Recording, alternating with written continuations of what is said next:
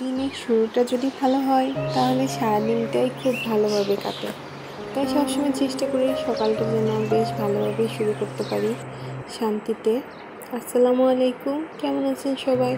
আশা করছি আল্লাহর অশেষ রহমতে সবাই ভালো আছেন। আলহামদুলিল্লাহ, আমিও ভালো আছি। মম লাইফ সাদিয়া চ্যানেলে আপনাদের সবাইকে স্বাগত। আমি সাদিয়া ব্রাহ্মণবাড়িয়া থেকে বলছি।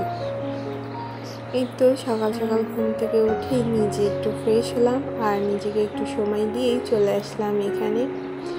আসলে আমি রাতেই সব কিছু ধুয়ে রাখি, মাঝে মধ্যে একটু সকালেও হয়ে যায়, তবে সকালে উঠে গ্লাস, তারপরে টেবিল, চুলা এইগুলো না আবারও ধুই, কারণ আমার কাছে না কেমন লাগে, সেজন্য আর কি এই কাজগুলো আবার করি।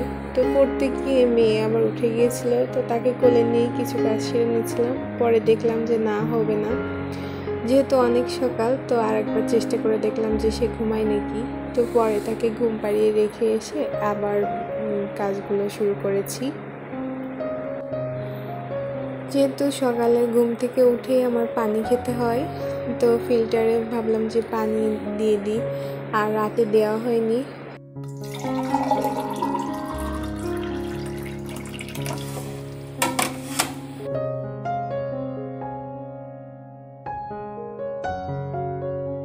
ফিল্টার যদি পানি দিয়ে একটু ভরা ভরা থাকে তো আমার ভীষণ ভালো লাগে আর শান্তি শান্তি ফিল হয়। তো এরপরে পানি খেয়ে চলে গেছিলাম রাইস কুকারে, ভাত তুলে দিলাম আর ছেলে খেয়ে যাবে, তো সেজন্য ভাতটা যাতে টাইম মতো হয়ে যায়। আর আলু ভর্তা দিয়েছি, ডিম ভাজি থাকবে আর ডাল আছে গতকালকে, তো এগুলো গরম করে দিব। আর এরপর রুমের দরজাগুলো, জানালাটা, বেলকনির সব খুলে দিচ্ছিলাম। তো এরপরে দেখা যাচ্ছে ছেলে ওর বাবা দুজনেই চলে গিয়েছে। এখন আমি রুমগুলো ঝাড়ু দিয়ে নিচ্ছিলাম। আমাদের সকালের খাবারও খাওয়া হয়ে গিয়েছে, অফ ক্যামেরায় খেয়ে নিয়েছি আমরা সবাই। এখন প্রায় সকাল 9:30 10টা এরকম বাজতে গিয়েছে।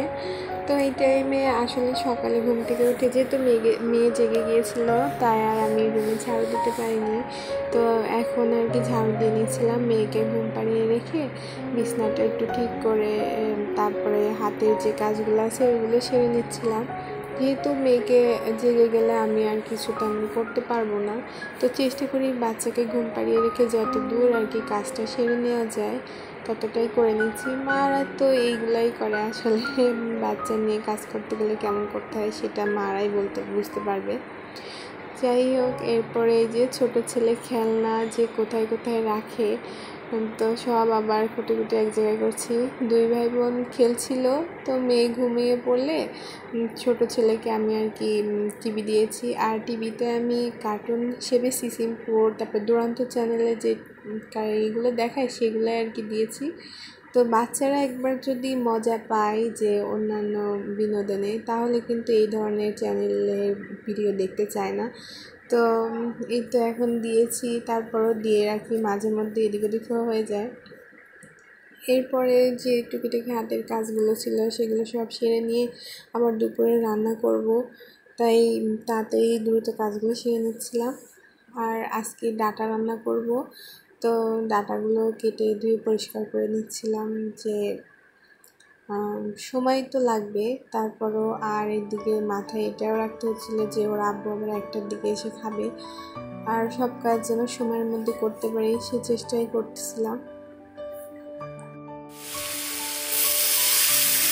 আর এখন যে কড়াইতে রান্না হচ্ছে, আসলে সকালে ডিম ভাজি করেছিলাম, তো তেল ছিল সেজন্য আর কড়াইটি ধুইনি।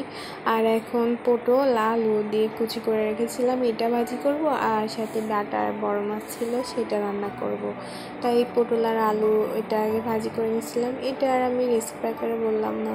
যাই হোক, এখন ডাঁটার জন্য মশলা কষিয়ে নিচ্ছিলাম। এখানে আমি বাটা মশলাই ব্যবহার করে থাকি, যেহেতু আমি শিলপাটায় বেটে নিই, তো সেই বাটা মশলাগুলোই আর কি ব্যবহার। এখানে আমি কাঁচামরিচ, রসুন, পেঁয়াজ, জিরা একসঙ্গে বেটে নিয়েছি, আর তারপরে তেলের ভিতরে আগে থেকে বেটে রাখা মশলা, হলুদ, লবণ আর ধনিয়া গুঁড়া দিয়ে মশলাগুলোকে কষিয়ে নিয়ে মাছটাকে কষিয়ে নিয়েছি। মাছটা যেহেতু ফ্রেশ ছিল তাই মাছও আমি কষিয়ে নিয়েছি। আসলে ফ্রেশ মাছ না আমি সবসময় কষিয়ে রান্না করি, আর যখন 1-2 দিন হয়ে যায় ফ্রিজে থাকে তখন আর কি আমি তরকারিতে ভেজে দিই। রান্না করতে করতে এক ফাঁকে দেখি অনেক জোরে জোরে বৃষ্টি শুরু হয়ে গিয়েছিল, আর তারই একটি অংশ আপনাদের সঙ্গে শেয়ার করলাম। আর ভিডিওটি এ পর্যন্ত। আল্লাহ হাফেজ।